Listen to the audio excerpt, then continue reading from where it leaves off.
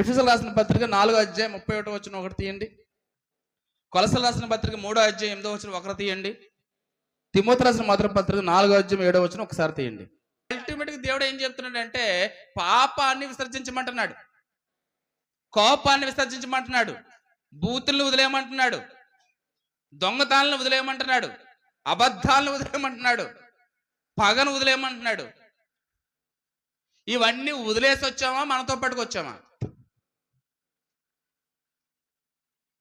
లోకాసులు, శరీరాసులు, నేత్రాసులతో పాటు కోపం, బూతులు, దొంగతనాలు, అబద్ధాలు, స్వార్థం, పగ, వీటిని అన్నిటి అల్లరితో కూడిన ఆటపాట్లు ఇవన్నీ ఏం చేయమని దేవుడు వదిలేసి రమ్మన్నాడు. వదిలేసి వచ్చామా, వాటిని అంటపెట్టుకుని వచ్చామా? చెప్పాలి. గుర్తుపెట్టుకోండి, వదిలేసి రాకుండా వెంట పెట్టుకుని వస్తే ఏదైతే నువ్వు వదలకుండా తీసుకొచ్చావో నీ శ్రమలకు కారణం అదే.